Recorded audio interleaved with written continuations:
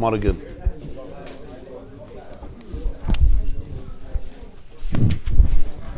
morning. Good morning.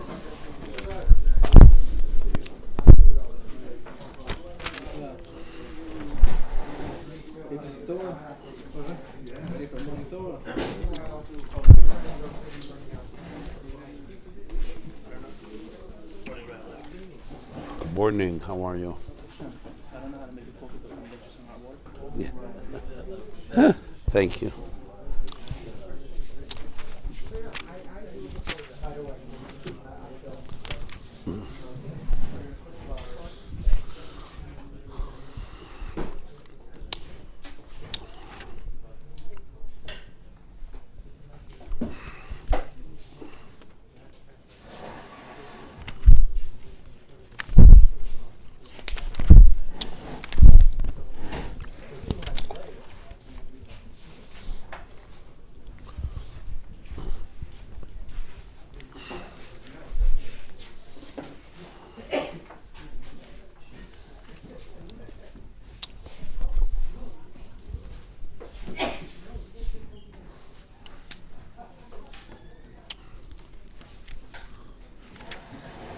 Thank you.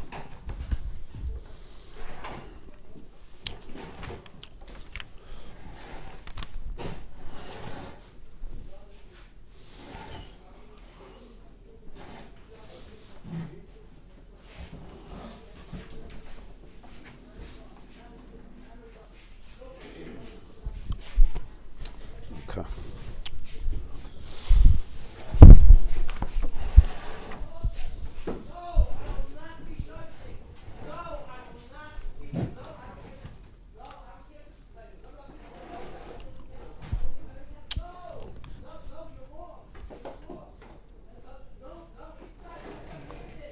Okay. Alles beseder? Kol beseder? Huh? Cool.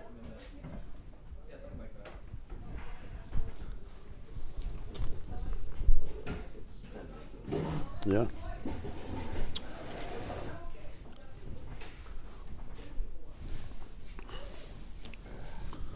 Okay, so we'll continue the Maimer Yehudah Atah, Yeducha in the beginning of Torah Vayechi.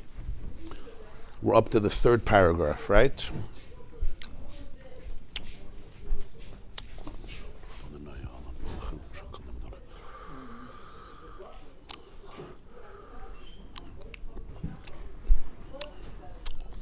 V'hinei zeu inyan Reuven. Hu inyan b'chinas Parsha Rishona shebekrishma shu b'chinas Ratzei. Till now, the discussion was on Reuven. And the whole beginning of the Maimer was that in order to get to Yehudah, which is Haidaya, true gratitude and fusion, as we will see, you need the introduction of Reuven, Shimon, and Levi. Yehudah Atah, but in order to get to Yehudah, you need Yoiducha Achecha. You need the experience of your brothers. In other words, without Reuven and Shimon and Levi, Yehudah can't emerge. There can't be the experience of Yehudah. Physically, it means Yehudah was born after Reuven, Shimon, and Levi. And then Leah says, Hapam, now, Oides Hashem, I could thank Hashem. In a person's life, there are the three stages of Reuven, Shimon, and Levi. This Maimer is really about 4 stages of a relationship, 4 levels of a relationship, 4 dimensions of a relationship, Reuven, Shimon, Levi, and Yehudah. So in order to get to Yehudah, you have Reuven, Shimon, and Levi. So the first 2 chapters of the Maimer, the Balatanya, that Rabbi explained the avoid of Reuven in a person's life. Reuven, primarily from the word Re'iyah, Re'u Bein, see my child. Ra Hashem ba'ani, Hashem saw my pain. That's why she named him Reuven, which is the ability to be able, the gift of the soul, to be able to see, to be able to perceive in a way that is so real and intimate, as though I'm seeing it with my physical eyes. There's a way of a person understanding something, thinking about something, contemplating, but that can remain abstract, cerebral, aloof. It's not real, it's not vivid. Like the Gemara says in Brachas, Ganva po machtarte rachmana karya. That sometimes a ganev he also davens to Hashem. He asks Hashem to help him in the Gneva. What does this mean? That the Emunah it's makif, it's superficial. So get nicht rein in the Beiner. It's not authentic. There's still a detachment. He believes one thing and he's not lying, he's not bluffing. He davens to Hashem to help him. But then there is the seeing. When you see and it becomes ingrained in you, you're glued to it, you're affected by it in a different way. And the Alter Rebbe said that was the function of davening. Chazal created the whole structure of davening to be able to help a person, not just to say words and repeat sentences, but it's an experience. To be able to gaze at the glory of the King, the experience, the intimate experience. That's the Iyah, which is always the source of Ahafta, all leading up, all the way from Sukkah to Zimra, to Reuven, leading up till Vahafta, love. So all the Mizmorei Tehillim, the Vayevarech David, the Shira, the Yishtabach, the Brachas, all the Halalukas from Sukkah to Zimra, all the Birchas Krishma, it's all a gift, L'istakala b'yikara demalka, that the soul should be able to use its own eyes to be able to see, to be able to experience. It should be real, intimate.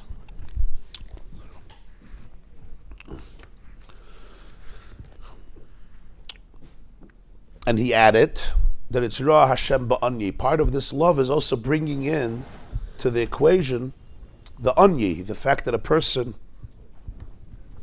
has limitations, that the person is in sometimes a space of distress. And every person, because of the soul coming into a place of Zman and Makim, time and place, there's a Vayitzaku El Hashem Batzar Lehem, the cry, the outcry from the Tsar, from the Engshaft, from the narrowness. And that creates even a deeper Arva. Hashem Ba'anyi, Ki Atah Yehavani Ishi, even a deeper love. And a love that's not Baili, but Ishi, you are my fire. Where the passion, you are my fire. In other words, where my passion and you become one. There's no contradiction anymore between my authenticity and my relationship with you.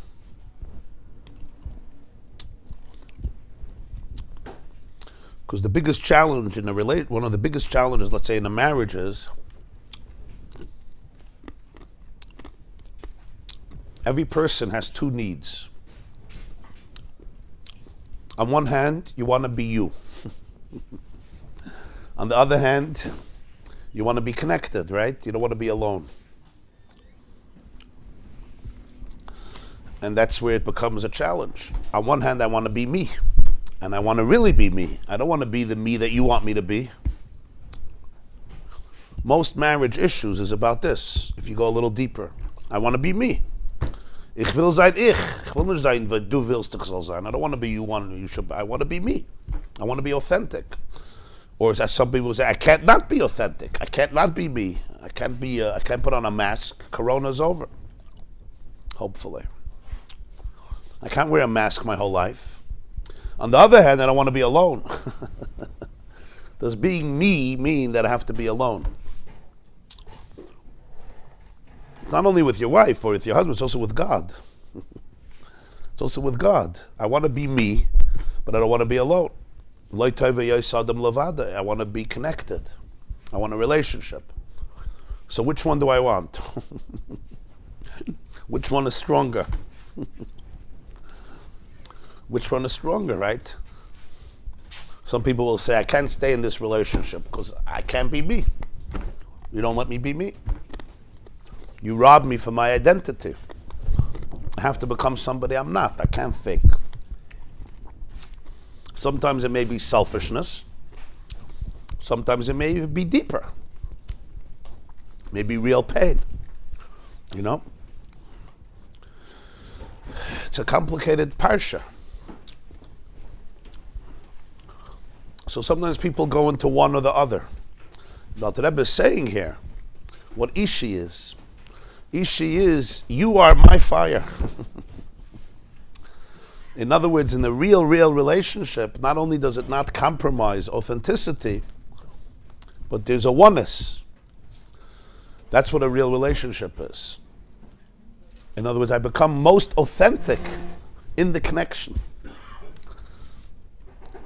And that's what real Avodas Hashem is, that I should be able to be the most me in that relationship with you. And that's the Chiddush of Ishi.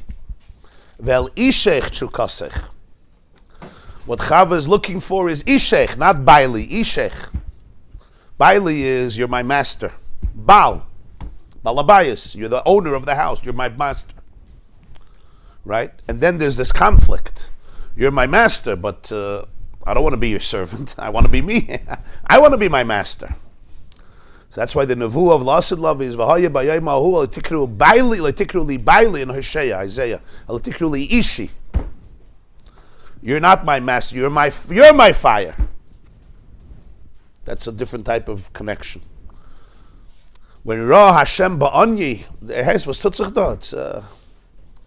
It's pretty heavy. Ki Ra Hashem ba'anyi.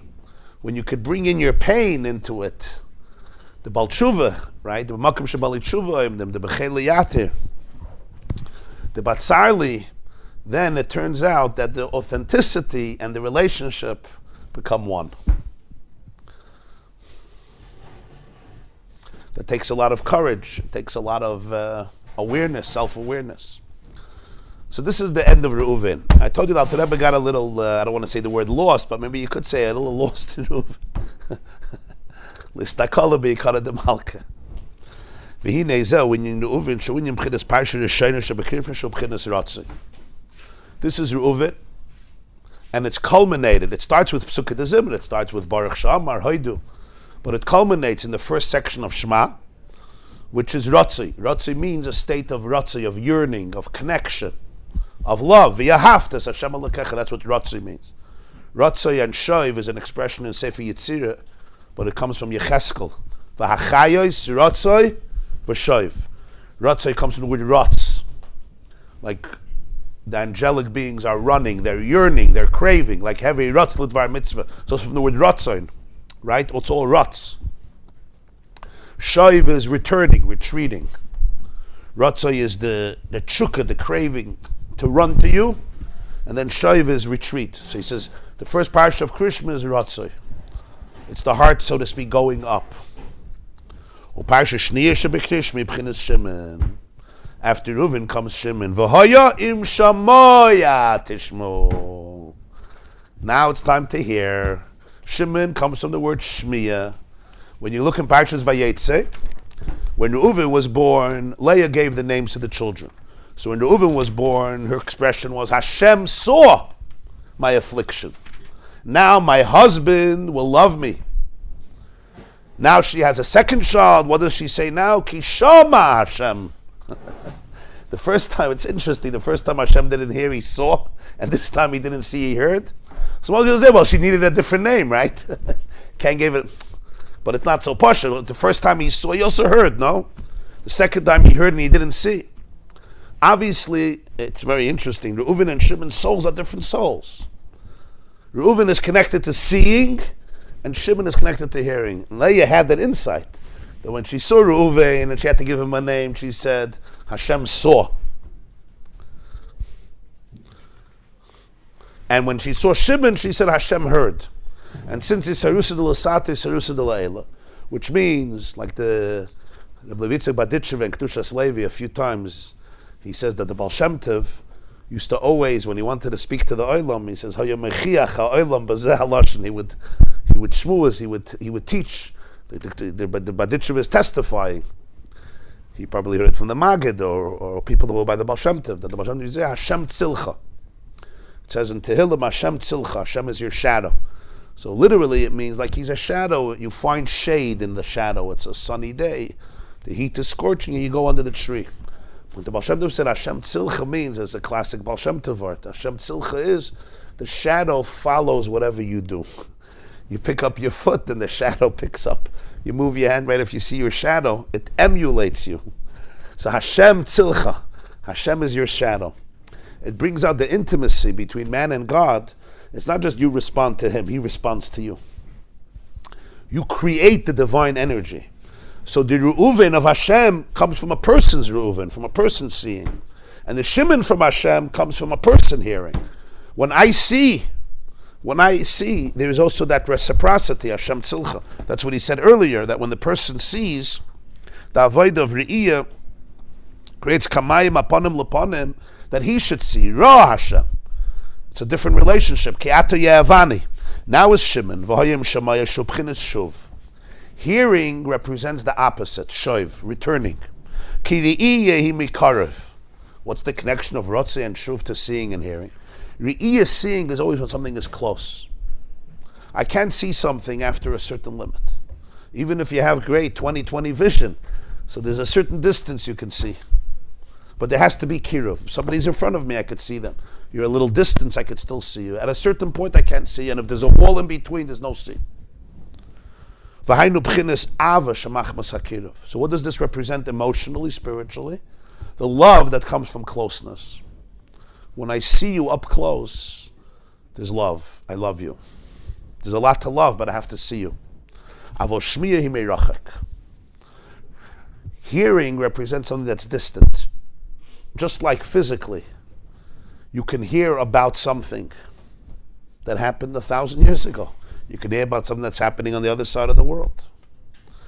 Shmiya is also understanding, right? Shema Yisrael is not just hearing with your ears. Shmiya, like there's a pasuk, Daber ki shaymeya avdecha. In Yiddish they say, "Der Herst was ich sag." I know you're hearing physically, but the Herst you're hearing. Understanding can be something that's really distant from me, right? Like physical things you could see. Spirituality you can't see. You can hear, so to speak. That's why it says by Matan Torah, Royen es hanishma. That which is usually heard, they saw. That which is usually transcendent, distant, you need to hear, they could see. It became so vivid. So, yeah,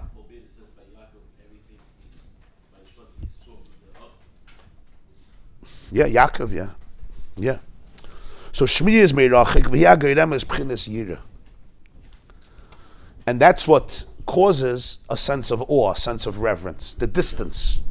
Kamei shekasov. The Navi says, Chavakik, Hashem, shamati shimacha, yoresi. The yoresi, the yira comes because, the awe comes because shamati shimacha. Shamati is the concept of Shmiya.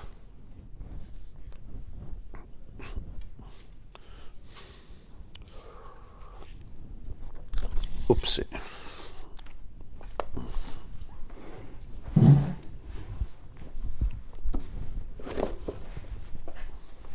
Thank you. Toda rabba. We're good. Shamati shimacha, Hashem shamati shimacha yeresi. Ki hayire hibamach es b'chinas harichok. The sense of awe comes from a distance. Hanimshach meb'chinas smal doicha. And this is the concept. The Gemara says in Sotah, there's yamin mekarev as a smal doicha. The right hand should bring close, and the left hand pushes away. So it doesn't mean smell doicha, I push you away because I want to reject you. He's saying it means something much deeper. There is the emotion in the person where I push myself away. I humble myself. Loimar lenafshay, saying to myself, Mihu asher arav liboy lageshes. Who feels that he has the heart that he could get close? That's a healthy awe, a healthy distance. In other words, the respect of the boundaries. As I tipal alav yiro pachad belibay, and then the result is that there's a sense of awe, there's a sense of reverence in a person's heart. Kamei shekasov, it says by Matan Torah, vayar ha'am. First they saw so much, vayanu, they trembled, vayamdu meirachak, and they realized they have to stand far away. Shebishvil vayanu, because there was a vayanu or tremble, shaken, they were shaken. Shenafal aleim eim of afacha, they had this sense of awe that befell that fell upon them. Lefichach vayamdu meirachak b'bchinas shmiya. Now they realize now it's time to hear. Ke'inyan, like it says in Sefer Yetzirah, imratz libcha, as your heart is racing, shuv la'echad. Return to echad, return to oneness. V'zeh winyan parsha shniya shebekrishma. This is the theme of the second parsha, shubchinas yira. Over here the focus is on awe. Kamei shekasov, in the second parsha you have the whole discussion on hishamru lachem pen yifta levavchem. V'sartem v'avadetem Be cautious, maybe your heart will turn away. In other words, in the first Parsha, it's all the closeness, the love, the positivity. In the second Parsha, there's already a sense, there's a fear, there's an awe.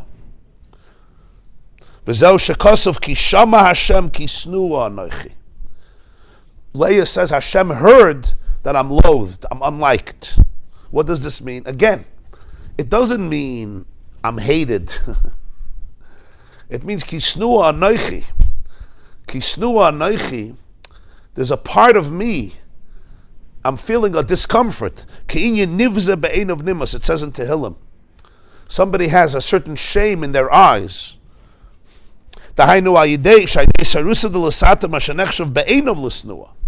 Through the arousal from below that the person considers themselves unworthy. Al yidei smel doicha, my left arm which pushes me away, nimshach liyas isarusa de la'ela. It creates an arousal from above. Ki shama Hashem. Hashem hears. He hears me. B'chinas shmiya meirachik, which is a distance. K'dei lahamshach b'chinas yirim al ma'ila. And this gives me the gift of awe, the gift of yirah. You understand what Alter Rebbe is saying here?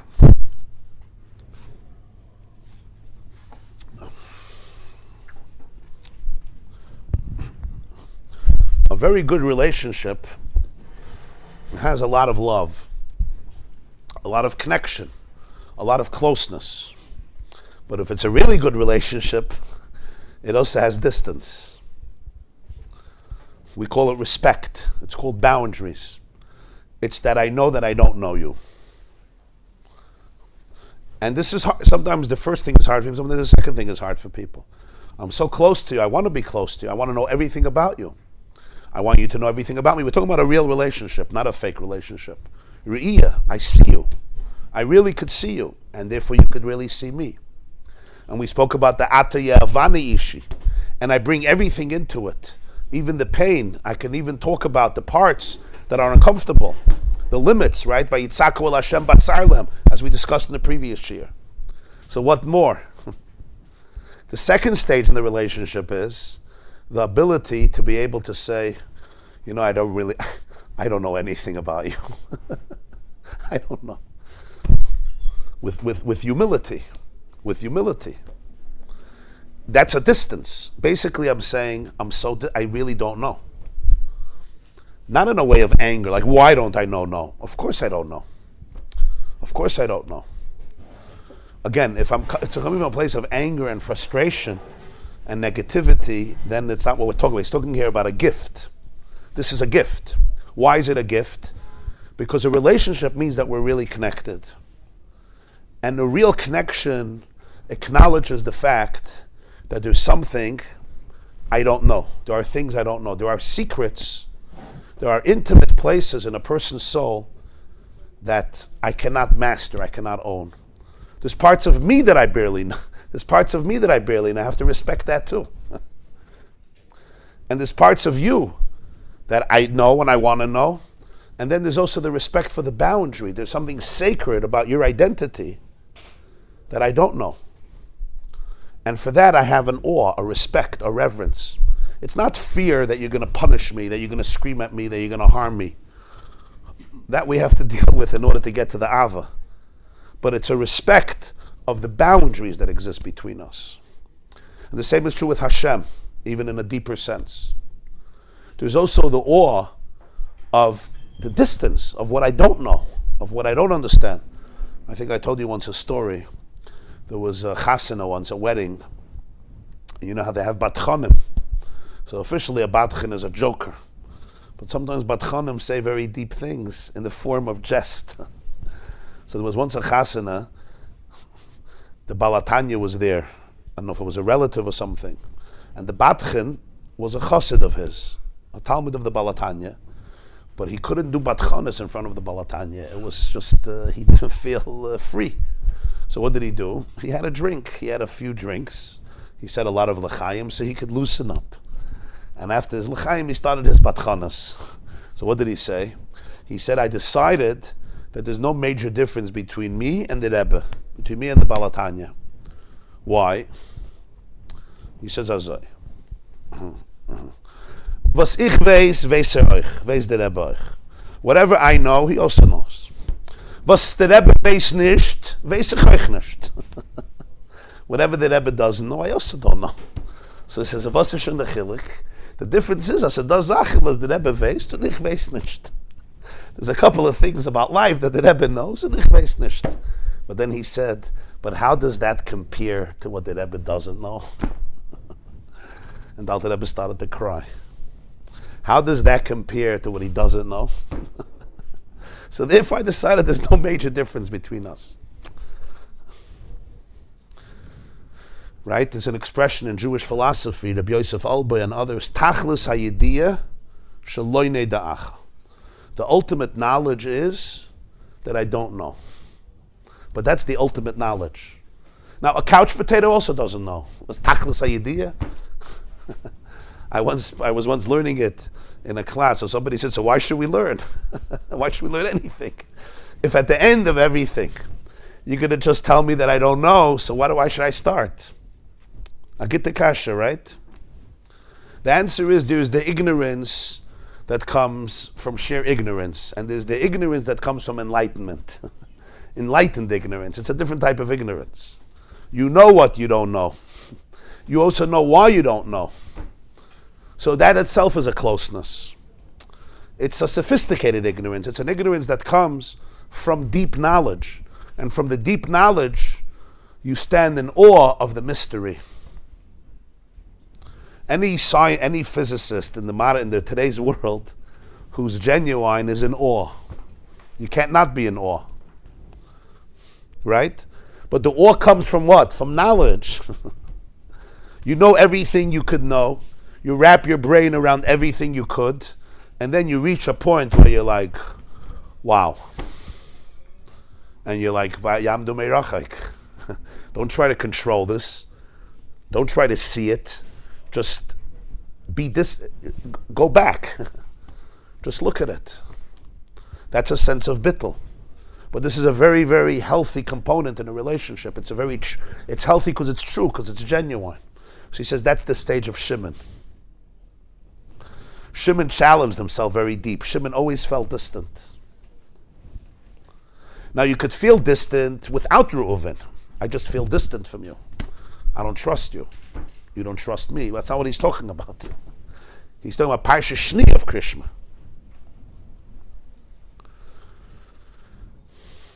You just took a deep breath. Why?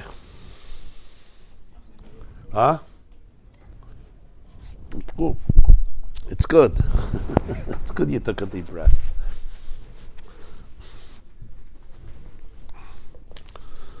It's the awe. Vayar ha'am, they saw. But they saw to the point that vayanu and then vayamdu meirachik. They stood far. This is the humility, it's the vulnerability. And it's true even in human relationships. Here he's describing the ultimate relationship between a person and his creator. But it's true in relationships.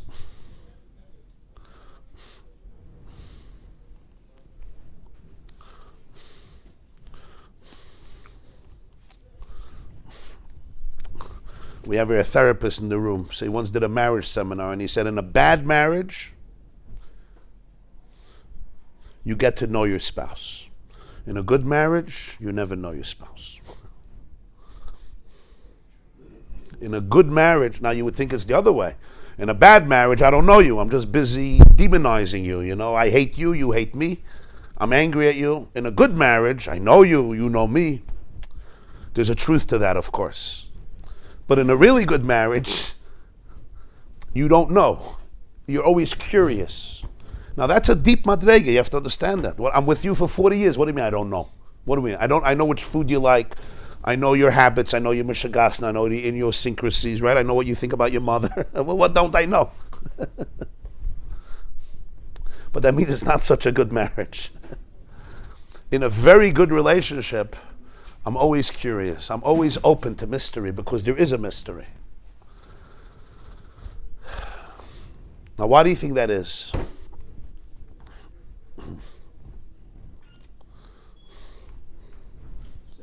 Huh? It's simple. Why? Because the evil part of the person is limited. So you can know it. The good part is unlimited, so you can't know. That's beautiful. You're saying a person's goodness is infinite, so you never really have it. That's deeper even. That's beautiful. That's very beautiful.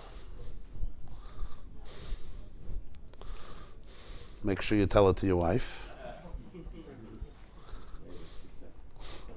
Don't just say it here, say it at home.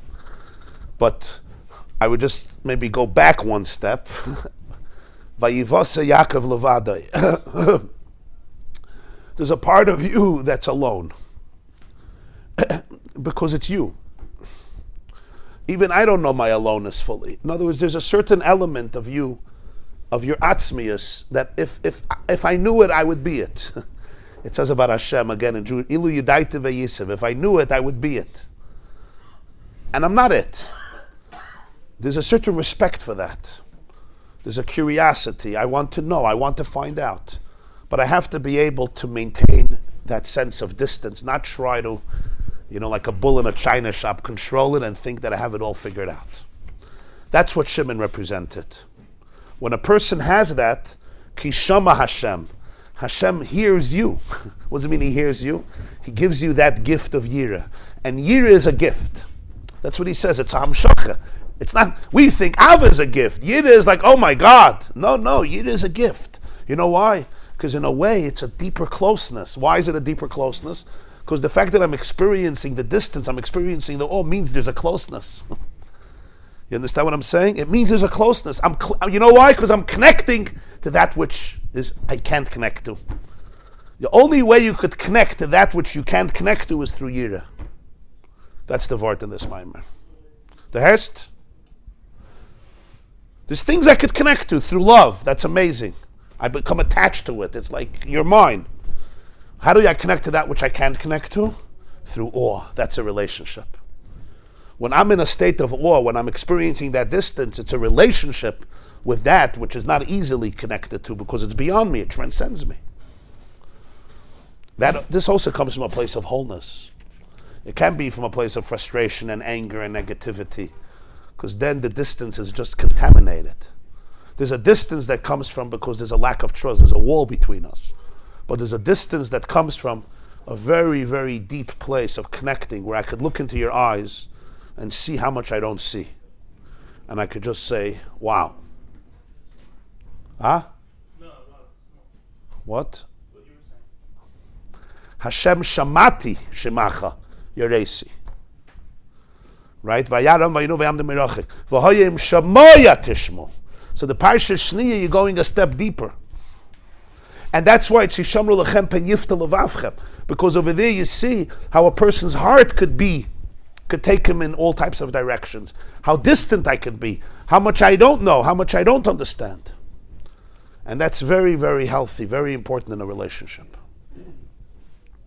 I can't just come in close. It's not because you don't want me. It's pasnish. It's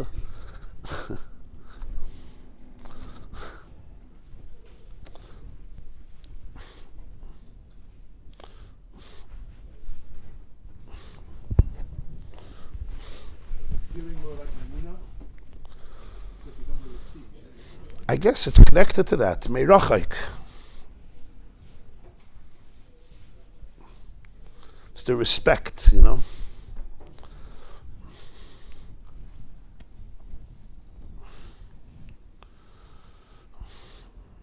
Don't mix this up with fear that you're going to hurt me. That's not what we're talking about. You're going to punish me. You hate me. I can't trust you. You're going to traumatize me.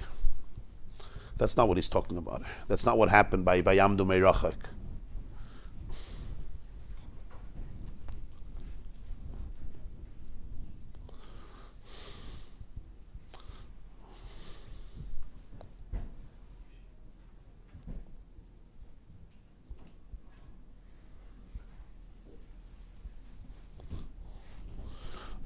I remember I saw the picture once. They have a picture. It was taken quite a few years ago, maybe in the 90s, of planet Earth. Taken, I think, from like 4 million light years away or something. So our planet looks like, huh? Mamish a speck. I looked at it and I said, wow. You got to see it from a distance. It's like, wow, you know. It's good for the ego. It's good for the ego. Now, do you start with that? You can't start with that.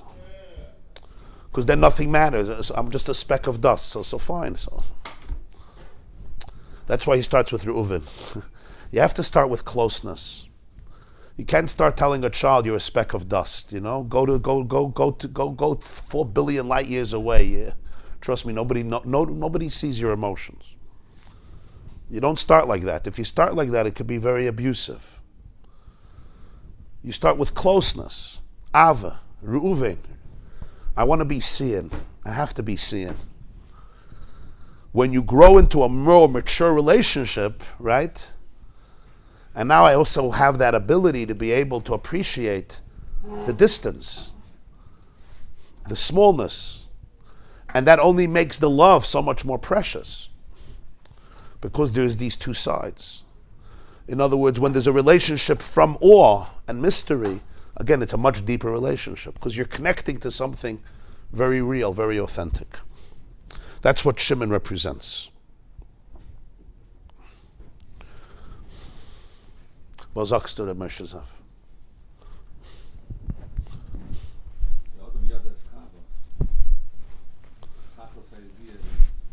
Shalom.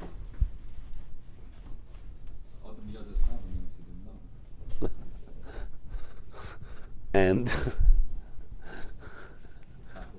yeah.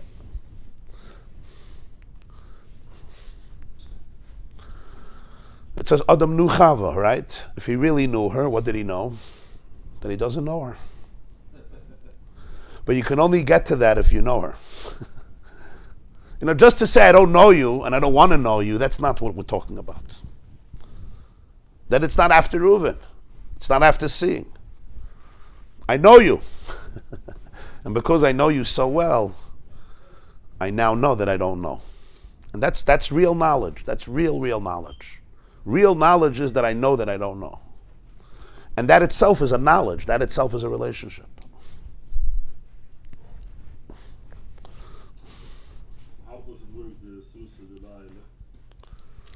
The gift of Yehudah, the ability to feel that, to experience that, is a relationship. To really experience, that's a connection. Yehudah is a connection. We look at Yehudah as, get away. You be scared of me. Don't come close to me. I'm scared of you. That's not a gift. He's saying it's a gift from Hashem.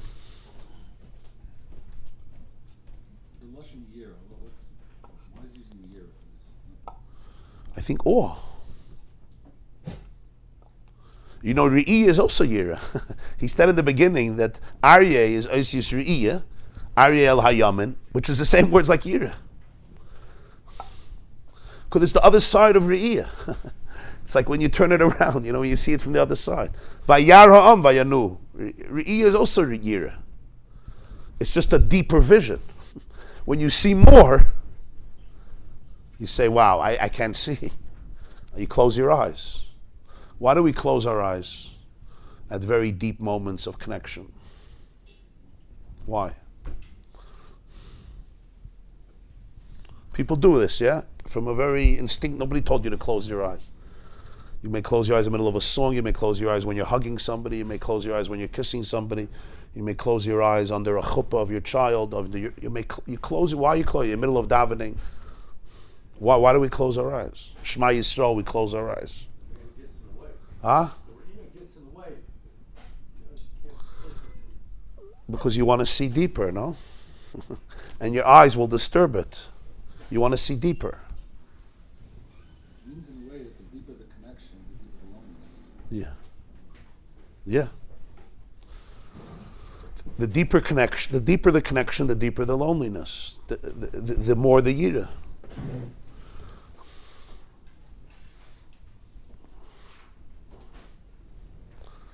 Now that could put the whole relationship in danger.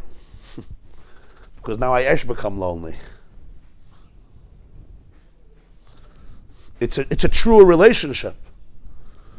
But this can drive you crazy also. if it's genuine. If the ultimate knowledge is that I don't know you, so where does that leave us? Yes, it's a healthy distance. It's a good distance. It's a distance of yira. It's a very deep connection. I'm actually connecting to you. How do I really connect to you? There's a small doicha. There's a sense of unworthiness. Why do I even think I can know you? I can't. And that's the truth.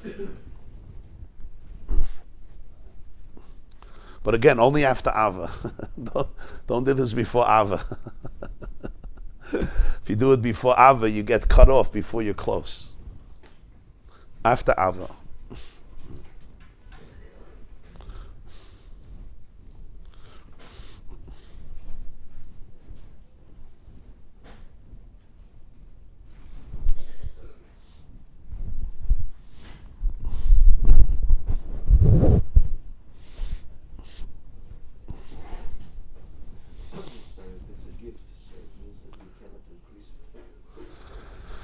He says we could increase it through our shorturl.at. It's a very, very deep gift. I'm struggling myself with the Isis. Like, to be able to experience Yira. Some people might not have it. Yeah. Can't blame them. No, it's not about. It's never about blame. I'm just saying, If you're hearing blame is, they will not experience it because they might not have it. yeah, he's just saying when the relationship goes a step deeper, this place comes out. Ki shama Hashem ki snua anochi. Hashem hears ki snua anochi. I'm feeling my own distance. Snua anochi in this case is a good thing. Not snua anochi, I'm hated. I don't think I should exist.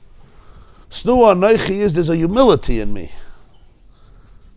Like I don't feel worthy of knowing, of figuring it out, of understanding everything. In Kabbalah and Arizal, there's a level in Eitz Chaim called Radla. Reisha de lo yisyada. The head that's unknown. So Alter Rebbe writes in one of the Maimonim, it's not known even to itself. You have that with yourself also. It's not known even to itself. It's not processing itself through knowledge. When I saw that line, it's like, wow. So in other words, there's a self that you can't process through knowledge. Because if you're processing it through knowledge, you're not processing it. You're just, you're dumbing it down. That's the problem of Seichel. Seichel wants to understand things through intellect. Now that right away puts it into an intellectual box, which is good when it's a logical idea, but not when it's Radla, not when it's Reisha de lo yisyada. That's why sometimes you'll have an experience in life and you almost start laughing at your intellect because it's like a little child, you know what I mean? Trying to lift up his finger to touch the moon. Like your finger is very cute, but this is beyond. Like don't try to reach the moon with your finger, or with an airplane. It's Reisha de lo yisyada. That you have awe. There's awe of it. This is even yourself. Ki snua anochi. This creates ki shama Hashem ki snua anochi. This is what Leah saw in Shimon.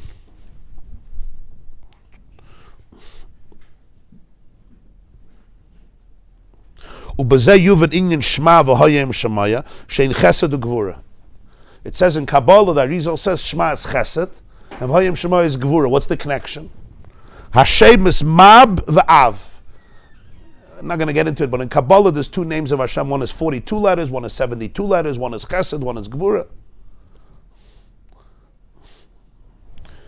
Elishu is scholarless, but it's always integrated. Kishma chesed, aver reuven, but v'kolul gamkin migvura, b'chinas ra ba'ani anal, v'chein v'hoyim shema yira kolul mayava. In Kedusha, there's never a quality that's isolated. There's always integration. There's no ava without yira, there's no yira without, it's very important. There's no love without awe, there's no awe without love.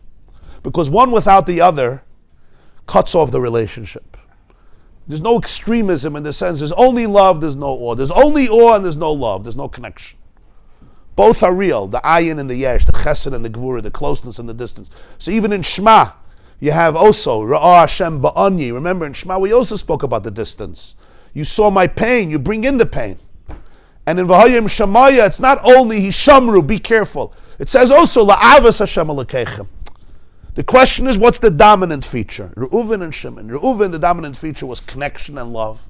And that's why Reuven, his whole life, was striving for connection. Not always successfully. Always wanted connection.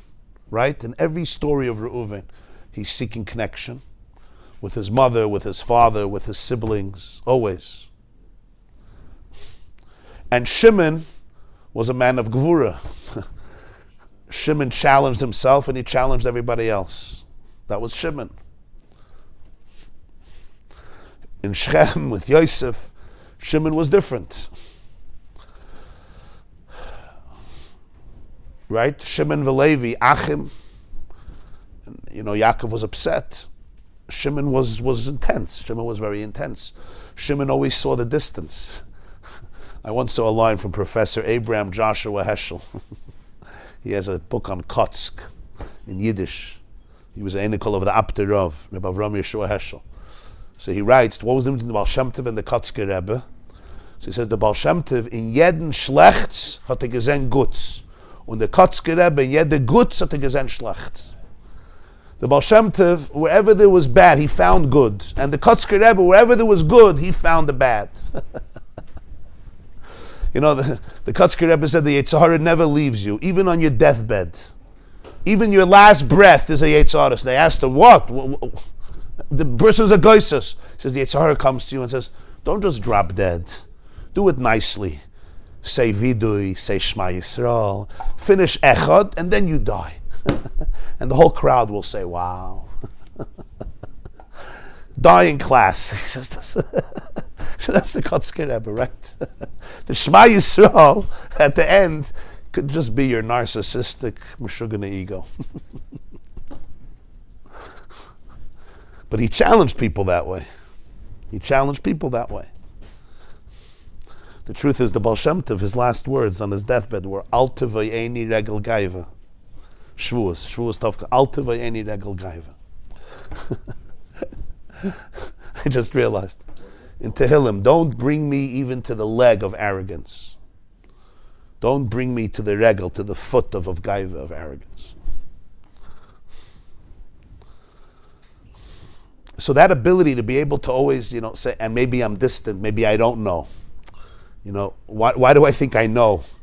That's a humility. That's the second parsha of Krishma.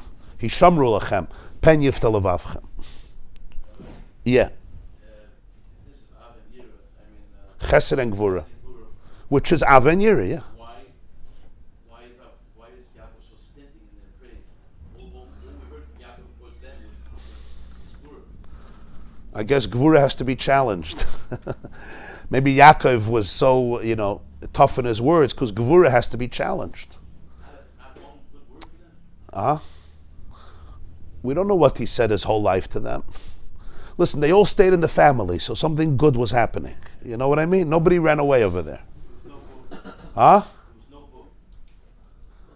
saying nobody left, right? Nobody left. You can't say that about Avram and Yitzchak. Okay? There's no bad words Avram says to Yishmael, at least in words. And there's no bad words that Yitzchak says to Esau, but they didn't stay. So Yaakov did something right. You have to understand that. No, it's a very serious thing. He spoke to his children in a way that they felt that they had a father. It's an ishpashut. Mitase shleima. Reuven. That was Reuven. Rashi says in Dvarim that Yaakov didn't mention to Reuven what he did with Bilhah until his deathbed. That means he waited almost 60 years. Think about that. It says right away he heard the story. Vayishma Yisrael, right away, what Reuven did. But he didn't talk about it until his last moments. What does that say? 60 years you hold something in your belly, and it's not a small story. It's not Reuven went, he went to the movies, Mitzvah Shabbos. It's not what he did. He smoked illegally. It's not what he did. So serious thing relative to Reuven's Madrega. The way it's in Pshat, it's a very serious. Chazal also say he went into the bedroom, he took out Yaakov's bed, he interfered into Yaakov's intimate life. He didn't talk about it. That's big. Why didn't he talk about it? So Rashi says, because Yaakov said, if I give him teichicha, shema yelech v'yidbak be'esav achi.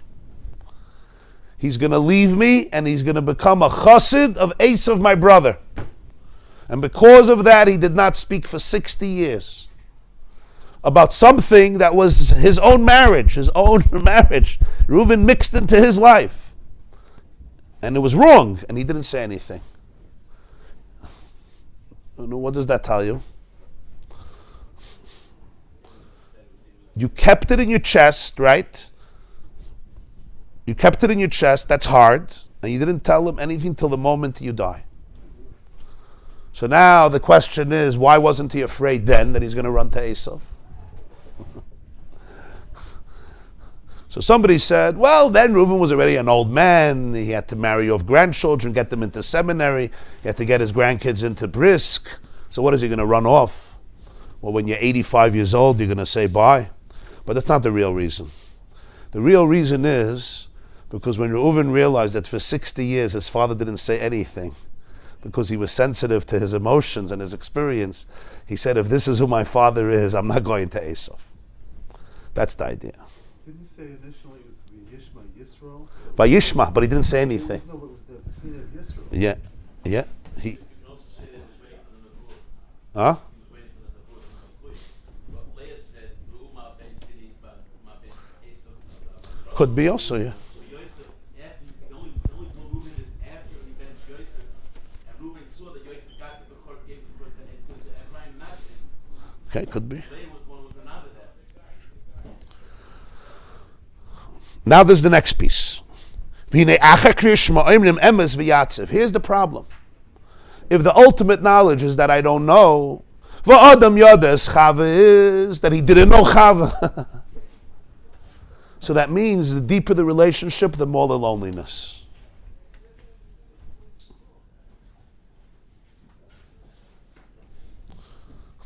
The deeper the relationship, the more the yira, right? So where does that leave me? So look at the next step. This is the Alter Rebbe, the vintage Alter Rebbe. What happens next? Very strange. 16 expressions that it's true. It's like, whoa. You know when somebody starts telling you, I promise you it's true. I swear to you it's true. What does that mean? What does that mean? We all know what it means, right? It's true, it's true, it's true. You don't believe me, you don't believe me.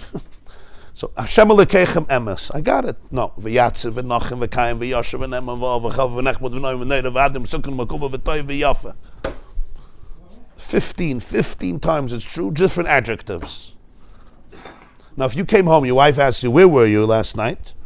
So you say, I went to a shiur, of course, right? She's like, really? So you say, yeah, really? No. Really, it stands, it's correct. It exists, it's right. I'm faithful, I'm beloved. I'm precious, I'm sweet, I'm awesome, I'm powerful. It's correct, it's accepted, it's good, it's beautiful. Something is... obviously, there's a struggle here. What's the struggle after Krishma? So the Rebbe says, this is the struggle. It's not the struggle that you don't trust me. It's the struggle that the relationship ended up in a place where I feel the loneliness because of how much I know, how much I see.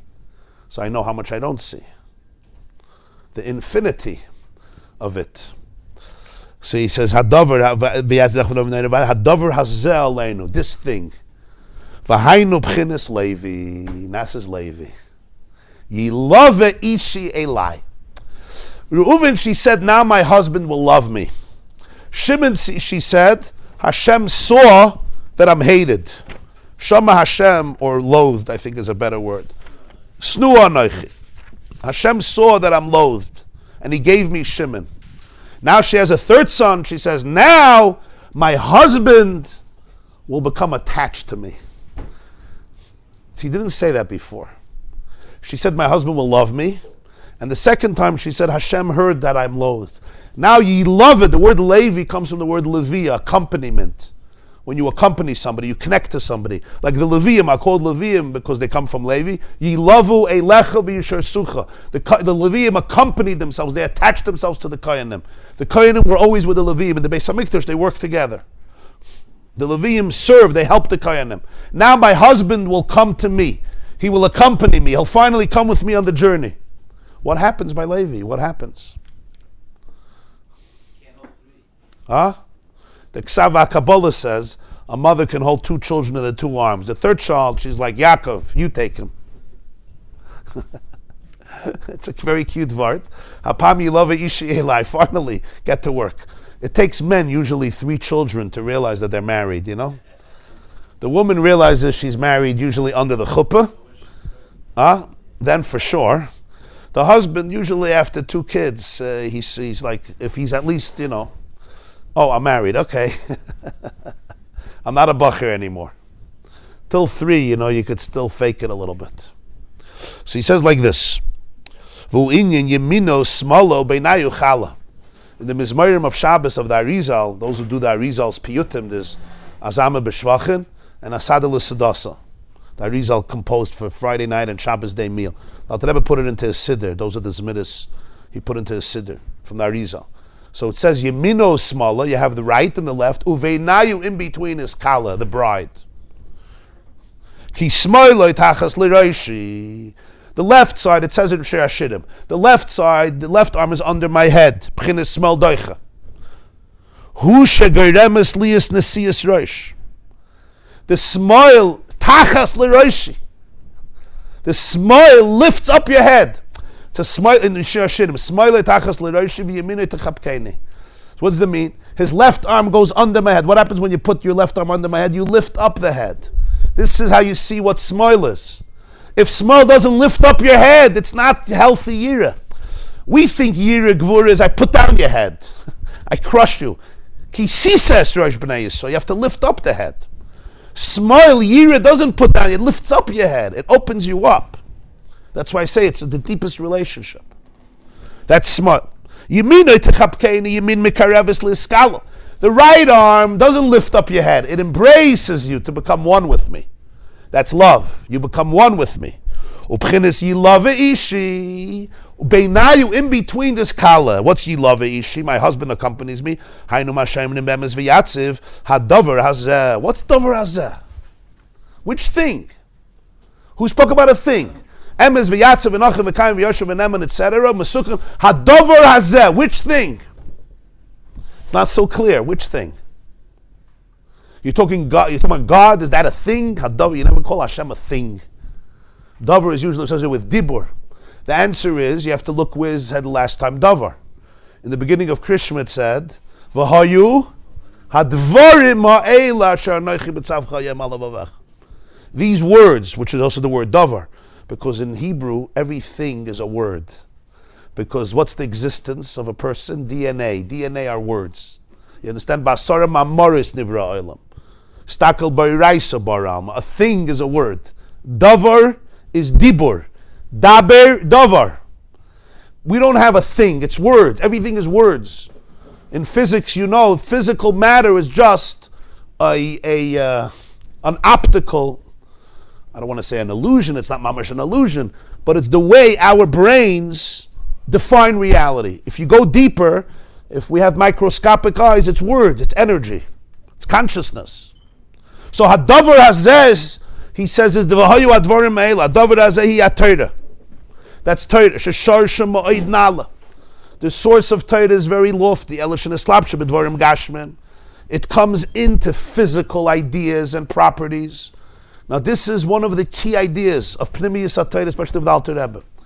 Torah is essentially divine spiritual language. It has the levush of Gashmias. When you're learning about a cow being gored by a bull, you're really touching transcendent ideas. It's a levush. It's a levush of Gashmias. Everything. Every story in Chumash, every mitzvah, every idea in Shas and Halacha. Torah is compared to water. Water will always look for the lowest space to go down to. That's what happened to Torah. It assumes a completely physical incarnation. Stories, physical mitzvahs, physical halachas, technicalities, non-stop. But what is it really? It's really, people think Kabbalah, Chassidus, and Nigla are two separate Torahs. They're not. One is the language of the transcendence, and one is the language of the concrete logic. It's not two Torahs. You understand? This is the future of Judaism, because this is Gula Judaism, because if you don't understand this about Torah, so then sometimes a person's deepest spiritual awareness and experiences either are non-existent or they come from elsewhere. So Hadavar Azeh is Torah. V'zois yoshev eliboy. So now here is the awareness of Levi. Listen to this awareness. Emesu she'ein ani roim mitzad atzmi lalas u'le'eskalal ba'od Hashem u'lehashiv es hanefesh memata l'mayla l'yachta b'matzila baruch hu ki mi yala ba'ar Hashem u'miyakum imkoim kotche niki chapayim avar levov. Emes. When I reach Shimon, I realize that on my own, I don't have that ability to go up and be submerged in the infinite light and bring my soul back and restore it to become completely one. Because to go up on that mountain, I really have to be there. Avol mikol makoim, so am I lonely? Avol mikol makoim, hadei ein soif baruch hu mitzad atzmoi, memelo me'elov nimshach gam lamata. But the ein soif comes into me. The ein soif mitzad himself, he comes in to the lowest place. Sheshoiru mizgala b'Torah. He gave me the Torah, and he dwells in the Torah. So that oneness is fully manifested and revealed in the lowest reality, just like in the highest reality. That's Levi. Hapam yila ve'ishi elai. I'm in awe, yeah. I'm in awe. But now you reach out to me. And that's what happens after awe. After awe, there's a much deeper relationship, and it goes away from isolation, because now the connection becomes much deeper. The connection is even to the place that you can't connect with. But it's not from my initiation. It's not in a way of control. It comes from the other. Hapam yilavi ishi elai. Now my husband reaches out to me. Now Hashem reaches out to me. From that place of complete transcendence. That I comes in. And that's essentially what Torah is in Judaism. In other words, why is there Torah? There should just be meditation. There are spiritual disciplines where the relationship with God is through meditation, and trust me, it's deep. Not many of us know about it, but it's very deep. You touch very deep places of existence. That's what Avram had, Yitzchak had, Yaakov had. It says Avram gave the gifts to the east, right? He sent his children to the east. So it says in Zohar. It was spiritual meditation. That's why in the east they developed the spiritual, one of the mantras in Buddhism is Brahman, which comes from the word Avram probably. But it's before Matan Torah. Ah?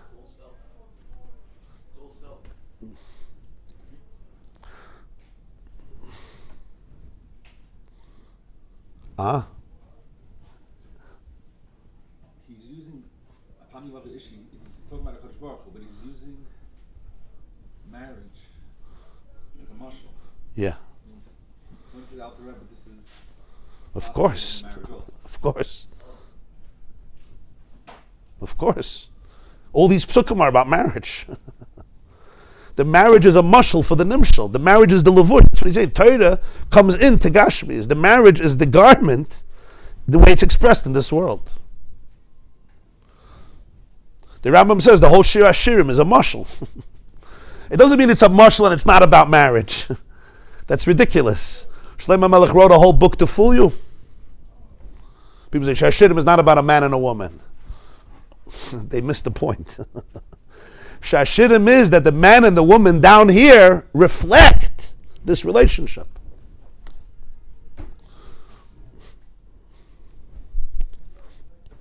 So how are you seeing it in a marriage? Wondering.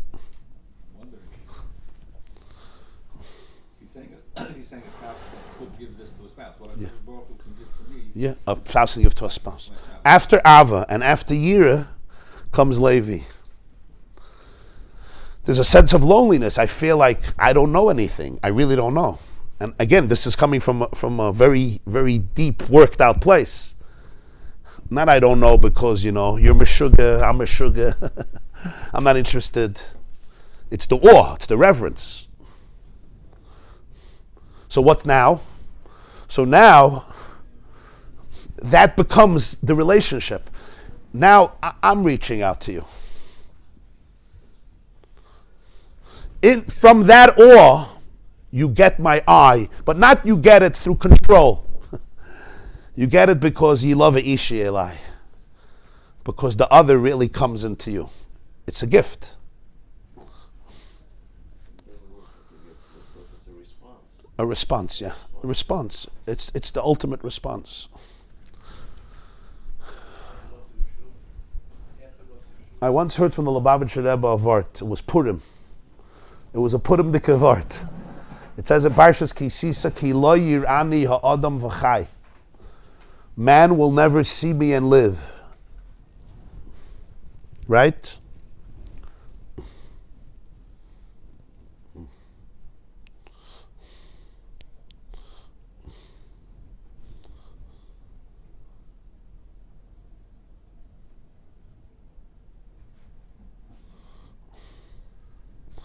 I have to look it up because it slipped my mind. It was very rich in the pasuk.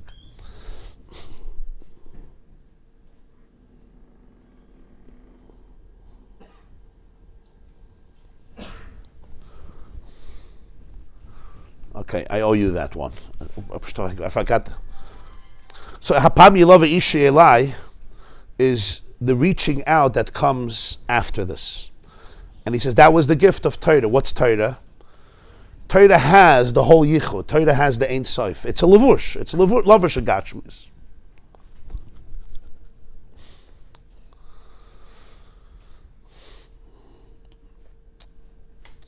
That's why they were the Alter Rebbe v'kayotze b'zeh. Torah was meant so much.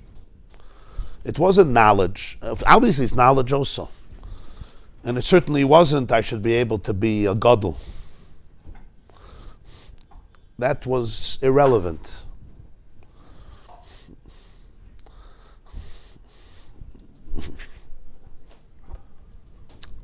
That's a form of immaturity. It was a relationship with everything, with the ultimate Ein Sof, but in a way that it has a language that's accessible to the human being.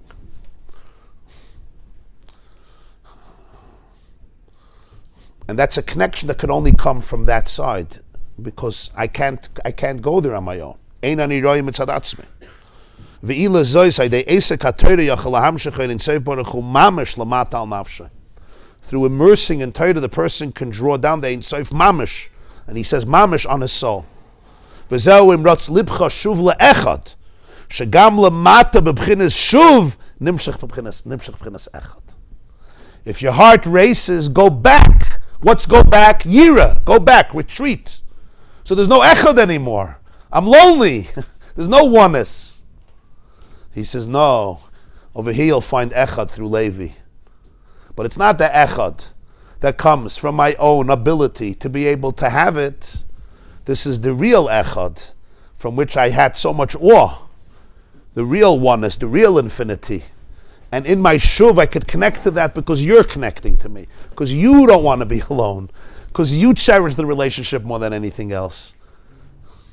And that was the gift of Matan Torah. It's not on our terms. Right. Right. There's an element of transcendence that's beyond the human. Love Ishi Elai means it's in the human form. I'm going to go into that place that I don't know. Yeah. I don't have to know you to go into that. Yeah. I'm going to go into a place I don't know. Yeah. In a marriage, it means I don't have to know you to go into that place. I can go into that place without knowing you. Trusting that there is a oneness, even in that place. but it's not through knowing. V'zeu yilove ishi elai, sheyored v'nimshech oid ein sof baruch hu milmayla lamata. Yilove ishi elai is that the ein sof comes down. It communicates from above lamata into my place, into the lowest place. V'zeu pirish emes v'yatziv, shemarichin la'asher u'l'kayim es hadavar hazeh. That's why there's such an elaboration to affirm it. Emes v'yatziv v'nochin v'kayim. You want to be ma'asher it, to affirm it. Aleinu, al aviseinu, al rishonim, al achroinim. It doesn't stop. On the beginning, the first ones, the last ones, us, our parents, baneinu, they're saying, what's the issue here? Umamshichim milmayla emes v'yatziv v'nochin v'nechmad v'noyim liyas hamshachas eidin seif baruch hu shoyrum is galaber Torah. Because you need to affirm this level of the relationship. This level of the relationship needs tremendous affirmation, because it's so mysterious, it's so beyond, it's so profound. Number one. Number two, I'm trying to connect to that which is the ultimate truth, the emes and the yatziv and the nachin and the kayam. That could be with me, that could connect with me. The Ein Sof should be revealed in my Torah. It shouldn't just be external Torah. The Ein Sof should be Shayrum as Galaber Torah.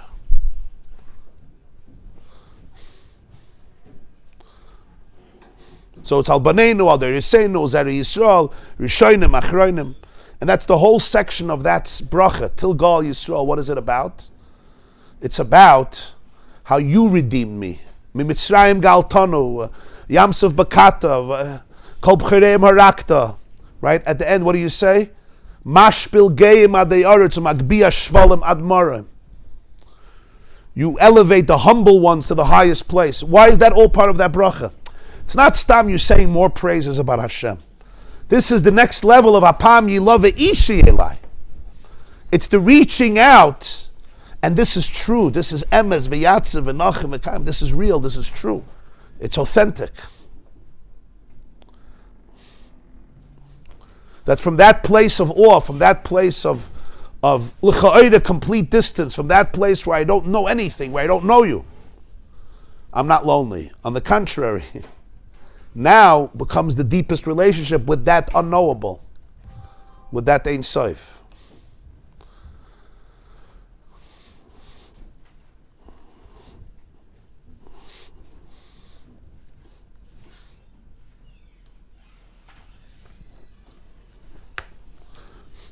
Maybe to simplify a little bit, we had here 3 stages in a relationship. One is, I reach out to you, I study you, I see you, I really see you, I want to see you. And the more I see, the more I love, the more I love, the more I see. Right? And I become glued, I become mesmerized, like he said, it's real appreciation, real connection, real relationship. Which, as we know, that's first stage, is pretty good.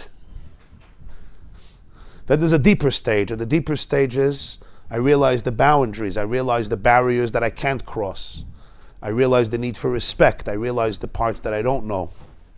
And that's also a relationship. There's a relationship of awe, there's a relationship of mystery, there's a relationship of respect. You know, when a husband keeps on telling a wife how she's supposed to think, it's not a good marriage. How she's supposed to feel. Anybody knows what I'm talking about? That means you don't respect the secret. There's a secret. Don't tell me about my secret. Listen. That's what happens in a good marriage. You listen. There's a secret. Right? Now, no. You shouldn't. Grow up. It's the worst thing for a marriage. Try it. You'll see. Don't try it. But if you tried it, you know what I'm talking about, you know? What does grow up mean? Grow up means I know everything about you, right? And I'm summing you up as a baby. That's very disrespectful. Now you might say, but it's true. That's the point. That's the point. Now, I'm not talking about, there's always a distance. I'm not talking about in a case where there's real trauma, mental illness, personality disorder, and then there's a whole different dynamic going on. You know, there's a person needs serious help, so that always has to be understood. I don't think the husband should be the one deciding that, but You probably need an objective voice because you also may be traumatized. But you understand what I'm saying? There's a secret. There's a certain secret. I want to tell you an interesting thing in Lashon Kodesh. The word lahakir, what does that mean? To recognize, has similar letters to the word nachri. You're alien, nachri, right? At nachriya. You understand? To recognize somebody means to know that you don't know. It's unbelievable in Lashon Kodesh. Heker, lahakir. I recognize, right? Nachar, chaf reish, nun chaf reish, is menukar. You're strange. You're different. A nachri, we call a goy a nachri. What does that mean? You have it in Rus. At nachriya, you're a stranger among us. When you recognize me, you know that I'm a stranger. When you don't recognize me, you think you know me. That's the second step. That's very powerful because it's a relationship with actually a deeper place inside of me. You're connecting to my loneliness. How do you connect to my loneliness? Through awe. Through awe. Respect, that's what respect is. You can't really love it, you know why? Because you don't know what to love. But you can be in awe of it. And that's love. That's a form of love. It's a respect. I cherish it. Now there's Levi. The first two is my experience. Now Levi is your response. That's a whole new dimension. Reuven and Shimon is my experience. Now obviously I'm looking for feedback, and there is feedback. But Levi is hapam yilove ishi elai. It's where you in your essence feel comfortable to reach out, to open. And then, it's not that I control you. It's I opened myself up to this, but now you want me. And that's very powerful, because it's you want me. It's not I want you, it's you want me. And that's what he says, that's what Emes V'yatzev is. After second Parsha of Krishma, Ani Hashem Elokeichem, Emes V'yatzev, V'nachayim, V'kayam, V'yashar. You could doubt it, right? You say, no, it's real. And the ultimate emes is coming in. Hadavar hazeh. And it's for me and my children, it was my parents, Rishayim, Achronim.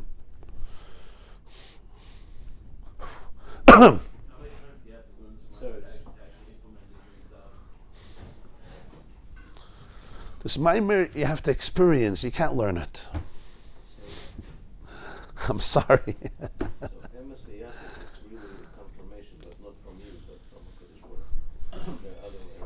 Yeah. It's almost Hashem is affirming it through our mouth. Trust it. You're not alone. You're not alone. And it's a chiddush that you're not alone because you went to Shimon. It's a very vulnerable connection.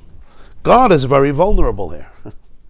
He's like, I know you don't know me, but I want to be with you. But I don't have to be with you on a brain level. But I'll be there. And that's why Torah has endless layers, because it's not a brain level. It's a brain level too, because I'll come in there, I'll come into your brain too, but don't stop by the brain. You can go deeper. That's the dveikus of Torah.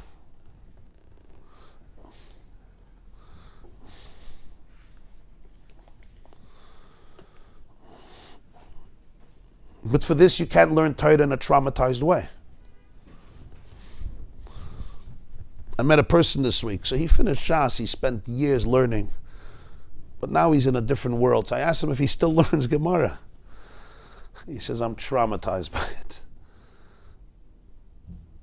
I said, you finished Shas? He says, yeah, because of guilt. You understand? So a person opens up a Gemara, it's very hard for them. It's triggering, you're not good, you're guilty, you're shameful, just finish Shas, you'll be a Ben Torah, you'll be a mensch, you'll be a Yid. Now you're a worthless piece of junk. But that's not the Gemara that Alter Rebbe is talking about. Alter Rebbe, every piece of Gemara it's a gift of Ein Sof. Even a Machloikas, Abaya and Rava, Reb Ami and Reb Asi, Reb Yochanan and Rish Lakish, Rav and Shmuel, Beshami and Besila, about a technical thing. right? How a person pays back a loan, if the person is a liar or not a liar. Please. And many of those are irrelevant. It's irrelevant if you don't understand the Ein Sof of it. If you get the Ein Sof, it's as relevant as it gets. It just has a levush of Gashmias. Imagine every piece of Gemara Mishnayos that's learned with every yeshiva bacher is taught with one addition, and that is, how does this relate to your emotional, psychological, spiritual life?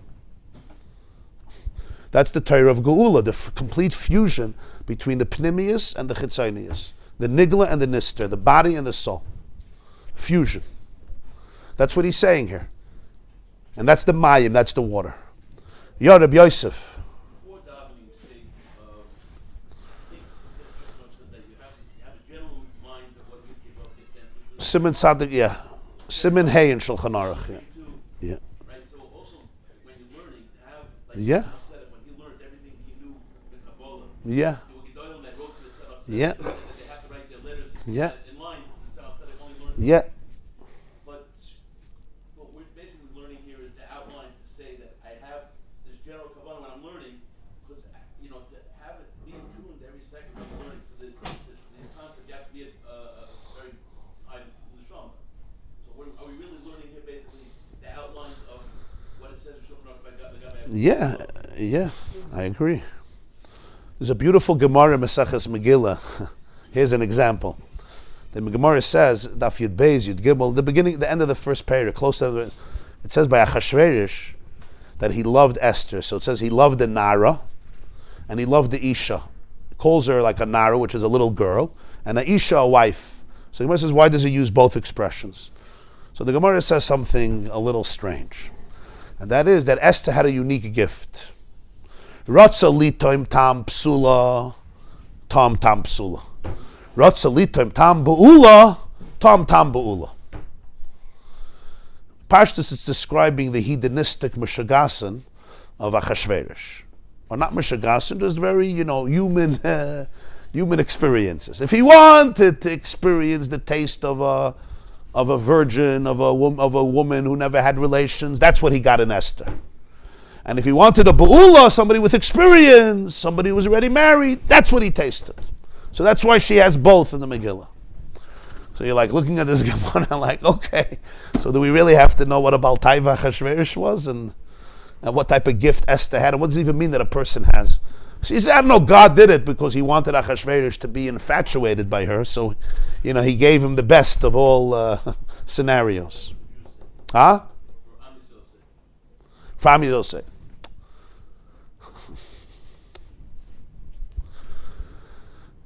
But the truth is, there's something much deeper here. So there's a lashon from the Maharal. The Maharal writes about this. And he says that Esther was somebody that you always felt you didn't know her. You always felt as chachas because you don't know. It's like I never met you before. There was something in Esther. There was a mystique about her that you never felt you knew her. So I think I saw the Shemesh Shmuel, the Avnei Nezer. One of them writes, what's the Maharal saying? Maharal saying is that that's what the Torah is. The Torah is considered like a Torah Tziva Lanu Moshe. Moirasha, the Gemara says Mu'urasa, right? It's married to us. The Torah is the Kala. Mu'urasa. Moirasha is Mu'urasa. Sanhedrin. The Torah is married. So he says, how do you have to learn Torah? His chachas. It's like a psula. I never met you before. That was the power of Esther. On one hand, she was a person with experience. There was a maturity there. On the other hand, Achashverosh always felt the sense of, I don't know you. That's what I mean. Esther never said who she is, her nation. It's not just she didn't say the facts. Ein Magedus. It was her essence. You saw right away what you don't know. And that drives people crazy. Or it excites them to no end, right? Which one are you? It drives you crazy if you want to control me. It excites me if I can be in awe, if I can have respect. I don't know if the right word is a teaser, but I guess it's a form of teasing. In other words, there's so much more, right? There's so much more. But to be able to get that much more, you have to be distant. That's the hard part. I want to get it. No, you have to be distant. In the distance, you'll get much more, because you're not going to dumb it down. You won't define it. And then you'll have Hapam Yilove Ishi Elai, which is the next step. And that was the gift of Torah. So all the meditation is very powerful, and it brings a person to very deep places of existence that the human brain and the human soul can attach to. And it goes to very deep places. Torah is Hapam Yilove Ishi Elai. It says, here is the Ein Sof on its terms. But wherever you are. Wherever you are, this is the Ein Sof. After this, you come to Yehudah. Now you want to know what Yehudah is, right? Was noch willst du? So Be'ezer Hashem will continue Monday morning, the end of the Maimer. Everybody have a beautiful Shabbos. Yeah. Tomorrow morning we'll have our regular Shir, 9 o'clock. Have a beautiful Erev Shabbos and a beautiful Shabbos.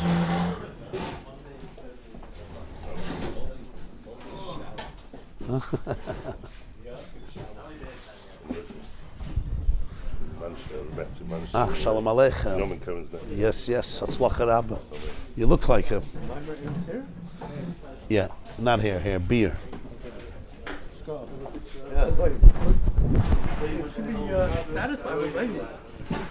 We should be. We're satisfied with Levi, but we still want Yehudah.